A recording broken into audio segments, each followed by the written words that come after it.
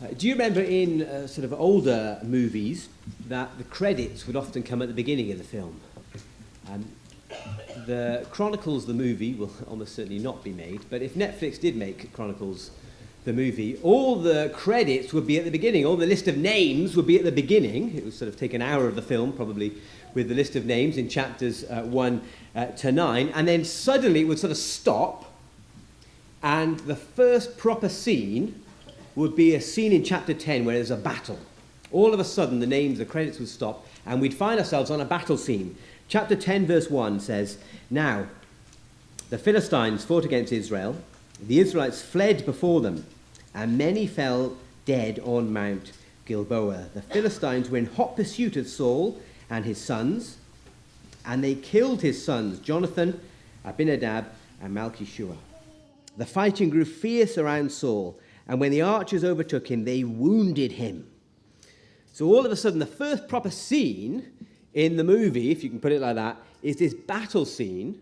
The names have ended. The names covered perhaps a couple of millenniums of activity, of history. And now all of a sudden, we're focusing in on one event, one battle, 500 years before this book was written in the time of David. Remember, this book was written in about 500 BC. This battle here, this event is about 1000 BC. All of a sudden, we're in this battle scene where the Philistines, God's enemies often in the Old Testament, are fighting against God's people.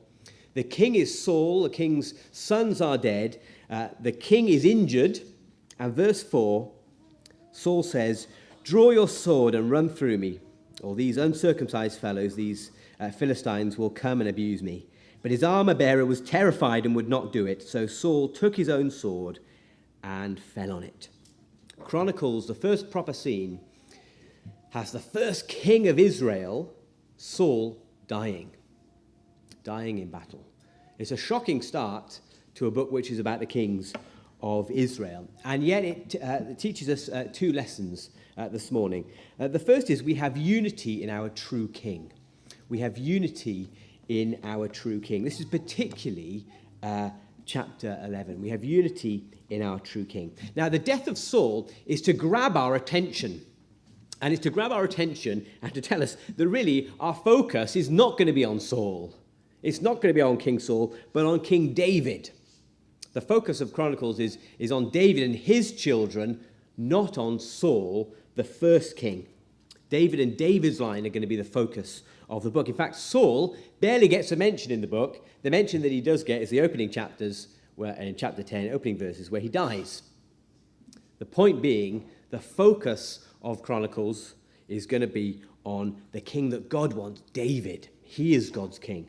In fact, you can see that from the way that Chronicles is written. So Samuel, in 1 Samuel, talks about the same event, King Saul dying. Samuel writes, "So Saul and his 3 sons and his armor-bearer and all his men died together that same day." But in Chronicles, the same story is written with these words, "So Saul and his 3 sons died, and all his house died together." You can see the difference there. All his house died. Why does the writer of Chronicles want to say that Saul's house died? Well, the point is, it's the royal house. The dynasty of Saul ended there. His sons didn't take the throne. His sons didn't become king. Another royal house will come, David's house from the tribe of Judah. Saul's line has ended. Saul is no longer the king. In 10 verse 10, they've cut off his head. They put Saul's armor in the temple of their gods and hung up his head in the temple of Dagon. It's a sort of judgment upon Saul. And then 10 verse 13 to 14, the summary of Saul is, Saul died because he was unfaithful to the Lord. He did not keep the word of the Lord and even consulted a medium for guidance. He did not inquire of the Lord, so the Lord put him to death and turned the kingdom over to David, son of Jesse. You see the point there? Saul is not the true king. Saul is not the king from David's line. King David is going to be the focus of the book. So chapter 11, where we had the reading, chapter 11 begins as a sort of new scene. The first king, Saul, has died. Now there is a new king. If this was a movie, the sort of new scene would have sort of sunshine, warm, glowing sunshine, nice perhaps music, triumphant music, birds singing in the background. The focus is on David. This is good news. A new king has come. Everything will now revolve around King David. King David is the king. He's the new king on the throne. Now, I love watching sports on TV, and there's something peculiar, particularly about sports commentary. There's a particular sort of language, a way that sports commentators speak, often in a very sort of cliched way. And football is perhaps the epitome of this. In January every year, there's something called the third round of the FA Cup, where smaller clubs, if they've done well, get to the third round, and they can draw much bigger clubs, much more famous ones. So this January, in fact, lowly, if I could say that, lowly Swindon Town drew Manchester City, the second biggest club in Manchester, but Manchester City nevertheless are a big club. And whenever a small club draws a big club, there's always a reference. There's always a reference to David and Goliath. It's almost sort of obligatory in sports commentary. When a small club draws a big one, there's a comparison made. This is like David and Goliath. They always say it. It's a famous Bible story. It's sort of entered our vocabulary, isn't it? This famous David and Goliath story. Look down at 1 Chronicles. Where is David and Goliath? It's not in 1 Chronicles. It's not written in 1 or 2 Chronicles. Or other bits of David's life, his friendship with Jonathan. Or when he's on the run from Saul, hiding in the cave, and he cuts off the corner of Saul's garment, if you know that story. Where is that? It's not in 1 and 2 Chronicles. The build-up to David being king is not found at all in the book that we're looking at. What we do know about David is the first thing we're told, he's the king. The focus in Chronicles is David on being the king. He is the chosen king. He's king straight away. Front and center, the emphasis in the book is David as king and the line from David, the family, the household of David, which is going to be the king. He is God's chosen one. He's the king. And because of that, chapter 11 says, all the people were united around the true king. He's the true king from God, and God's people rally around him. 11 verse 1, all Israel came together and said, we are your own flesh and blood. So they all come together. See that phrase? I think we said last time, all Israel is a phrase. It's sort of used, all God's people come together. 11 verse 1. 11 verse 3, all the elders of Israel had come to David. All of them had come. In fact, it's interesting because, again, Samuel says, when he talks about the same story, the king and his men marched to Jerusalem to attack the Jebusites who lived there. Whereas the writer of Chronicles says, David and all the Israelites, the point is being all the people were united around David. All the people were in unity together following King David. Everyone was united around the king. And that's why at the end of chapter 12, 12:38, it says, these are the fighting men who volunteered to serve in the ranks. They came to Hebron fully determined to make David king over all Israel. All the rest of the Israelites were also of one mind to make David king. The point is here, everyone was united around their true king. They had unity in following David as the chosen king. Now just think about what effect this would have had on the original readers. As the original readers, 500 years later from David, as they read this book that has been written, they're beginning to come back to the land. They've been in exile away in Babylon. They come back. They start worshipping again. They build the temple. They no longer have David. David is long since dead. But they're hoping for a king. They're hoping for a king again. And the writer reminds them of these events, when in the past, the people rallied around David, were united behind him with the hope that perhaps in their day, 500 years on from David, they would fix their eyes on a king who would come, and that they would be united around this new king. It reminds them God had a promise of a king, and that they too in their day were to be united around a king that God would send. Now, why are we reading this book that is an ancient book? How is it relevant to us? Well, we have a king who has been sent from David's family, from David's household, from David's dynasty. Jesus is that king. And the application to us from this passage is that we are to be like the Israelites. We are to be united around Jesus as the king.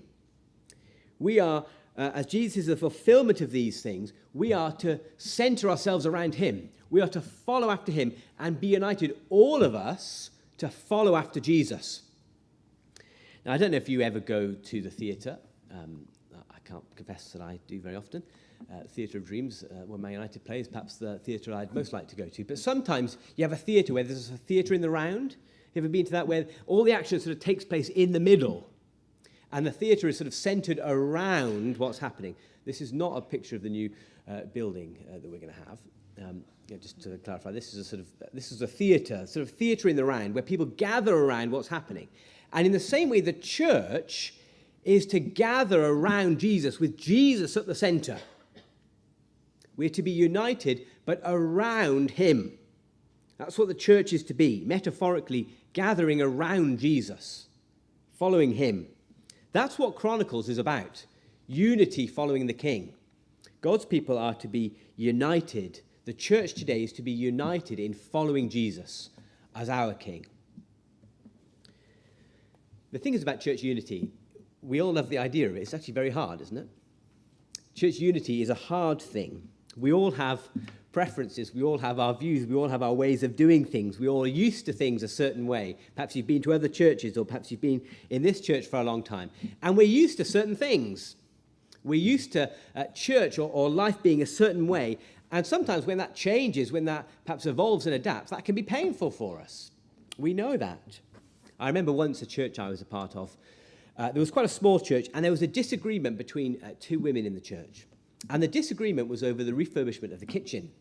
And everybody in the church could see that the kitchen was very worn and needed replacing. Everybody could see it. Everybody could see that it was really tatty and needed a major overhaul. Now, the church was small, and this was a major undertaking for the church. But there was one woman in particular who was really opposed to the refurbishment, and nobody could understand why. It was a real source of disagreement in this small church. People were falling out over it. Why was this one lady opposed to a new kitchen? And then somebody realized, actually, it was because her husband, who died long ago, had installed that kitchen. For her, it wasn't about the kitchen. It was a personal thing. There was much more going on under the surface for her. It was much more understandable when we knew that. It was never about the kitchen. We're complicated, aren't we? Some of us are very complicated. We're complex beings. There's lots of stuff going on in our lives, in our preferences. It's understandable why we put value on certain things and not on other things. We all have preferences. And that's why it's so important that the most important thing of the church, the central thing, is Jesus and the gospel. That's the main thing. You know, people sometimes say we need to make the main thing the main thing. Keep making the main thing the main thing. We're to put Jesus and his gospel, the good news about Jesus, at the center of what we're about. And if we do that, it means that all the other things, there might be very valid preferences and ideas, we can hold those looser because we have Jesus and his gospel and his mission at the center of what we're about. It's like in Philippians 2, where Paul talks about the church having the same mindset of Jesus, having Jesus as the example.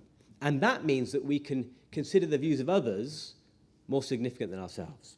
To put aside our selfish ambition, our own preferences, our own desires, for the sake of others, for what others want, for what's best for the church, what's best for the mission of the church in going out with the gospel, not just what we want. Now, of course, unity is important, but it's very hard. We have to be honest about that.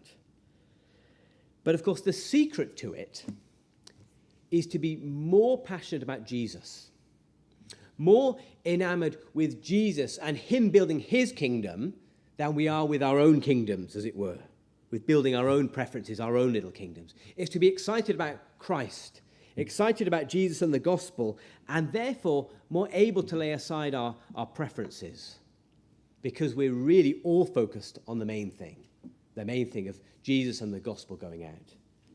It's to want what's best for the church, for Jesus' church to grow, not just what I want or what you want.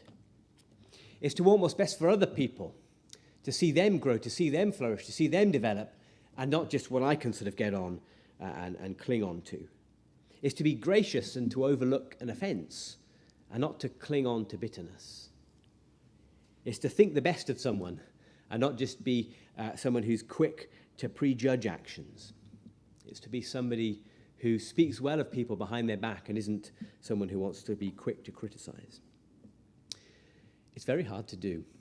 One very practical thing is to pray for each other, to pray for people in the church. It's very hard to be bitter about someone when you're praying for them, because God changes our hearts when we pray for others, to pray together as a church. So as we come in this time of transition, in coming back from the pandemic, in perhaps a new building in the future, in a leadership transition, it's so important that we are united in praying together, in praying for these things, in being united in following our true King. The final thing on unity, the thing also about unity, is unity means we don't need to have uniformity. Because a church like ours, where there's a rich heritage, when people come into the church, we don't want to say that people have to sort of fit in a certain way. They have to sort of behave a certain way, or have this sort of unspoken status quo. We're a body. It's really helpful that Annette said that. And we haven't planned this, but that's exactly what I was going to say. We are a body. We're not all one body part. We are different. And yet we are united. We don't need all elbows. We need feet, we need toes, we need knees, shoulders, and so on. We all have a part to play, as 1 Chronicles showed us last week. And therefore, when new people come into the church, we're not asking them to sort of fit into a mold or fit into a sort of certain way of doing things or certain preferences that we all have. We can have diversity. We can have diversity from different countries, different backgrounds, different languages, different stages of life, different ages, different preferences on all sorts of things, because our unity is not in those things, it's in Jesus and the gospel. And because our unity is in Jesus and the gospel, we can have healthy diversity on other stuff, because the main thing is the main thing. We're following Jesus, our true King. So it's a call to unity as the church, but secondly, we have victory in our true King. And this is particularly chapter 12. You see, the writer doesn't just want to say we are to follow Jesus. He wants to tell us what this king is like. Who is the king that we are to follow? Well, King David in 11 verse 2, King David was one who led military campaigns, and God had said to him, "You will be my shepherd. You will shepherd my people Israel, and you will become their ruler." David was to be a shepherd. Now, I don't know if you know anything about shepherds. I have to confess that I know nothing firsthand from shepherds. I grew up in a city, live in a town now. But in 1 Samuel, David says this. David reflects on being a shepherd. He says, David said to Saul, "Your servant has been keeping his father's sheep. When a lion or a bear came and carried off a sheep from the flock, I went after it, struck it, and rescued the sheep from its mouth. When it turned on me, I seized it by its hair, struck it, and killed it. Your servant has killed both the lion and the bear. This uncircumcised Philistine," he's talking about Goliath, "will be like one of them, because he's defied the armies of the living God." What is a shepherd like, David says? Well, a shepherd is somebody who fights, who protects. He doesn't just sort of go out on a walk with sheep, but he's protecting the flock, who is in fact defeating the enemies. David was a warrior, a fighter, a military man. That's why in 11:4-9 that Paul read out, we see David conquering Jerusalem. This is what it means to be a shepherd of the people, is to defend the people and to win victory. And that's why in the end of chapter 11 and chapter 12, we have this list of names. We haven't read them out. They are military people who are joining David. David, the great warrior who gave them victory. In fact, in chapter 12, verse 21, a list of names, it says, "They helped David against the raiding bands, for all of them were brave warriors, and they were commanders in his army. Day after day, Men came to help David until he had a great army, like the army of God. David had a powerful army. He was a powerful military leader, and he gave people victory. He defended and protected his people. How did he do that? Well, chapter 11, verse 9 tells us how he did it. Chapter 11, verse 9 says, David became more and more powerful because the Lord Almighty was with him. God was with him, and he won the victory for his people. He protected his people and defeated their enemies. How is God described in 11, verse 9? God Almighty, or the Lord of hosts, a God who is mighty, who is strong, who leads the host, leads the army, the heavenly army, as it were. That God is with David, and therefore David can bring peace to his people and defeat their enemies. So for the people, 500 years after David, returning to their land, reflecting on this story that had happened in the past, as they've been defeated by the Babylonians, taken out of their land, they longed, they yearned for a king who would be like David, who would bring them peace, who would defeat their enemies and protect them. But when their king came, King Jesus, he was nothing like they expected. He came with no army. His followers fled at his time of need. He was mocked for the idea of being king. He was the commander of the heavenly armies, and yet they didn't come to help him. His crowning moment, as it were, was being crucified and in rising again. Why? Because that's how King Jesus defeats his enemies. The enemies of sin, the enemies of death. The last enemy to be destroyed is death, Paul says in 1 Corinthians. Jesus, our King, comes to defeat our enemies and give us peace by defeating death, by defeating sin and evil. In the same way that David rules, brings his people peace and crushes their enemies, Jesus rules, he brings his people peace and he crushes his enemies of sin and death. Jesus is the fulfillment of this passage. King David ruling as the king who brings victory is a pointer to Jesus, the true king who brings ultimate victory in defeating his enemies. And because that's true, we have abundance and celebration. That's the end of chapter 12.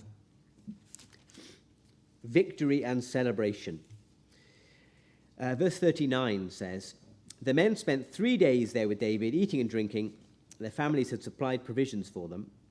Also, their neighbors from as far away as Issachar, Zebulun, and Naphtali came bringing food on donkeys, camels, mules, and oxen. There were plentiful supplies of flour, fig cakes, raisin cakes, wine, olive oil, cattle, and sheep, for there was joy in Israel. I like the idea of a plentiful supply of raisin cakes. The point is they had abundance.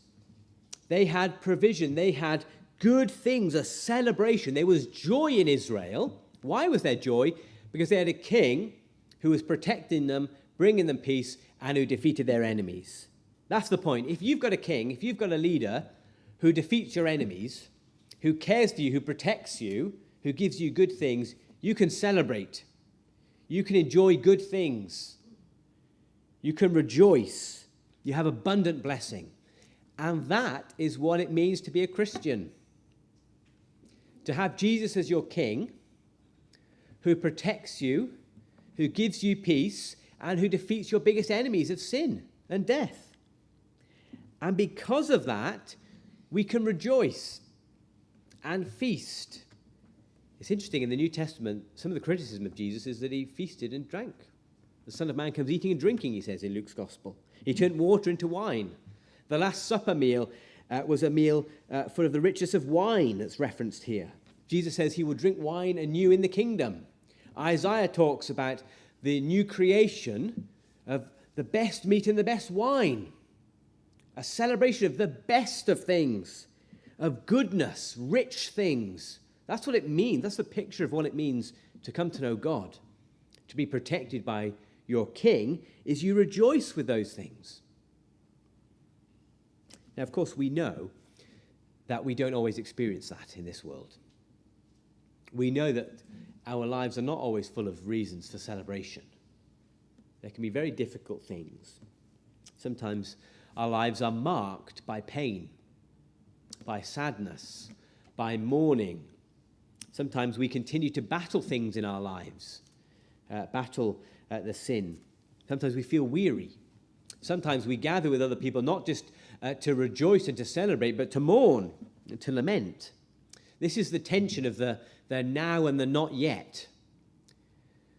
The joy of now knowing that Jesus has defeated sin and death, and yet the not yet of fully experiencing that. We are protected now, we have that victory now, and yet not fully.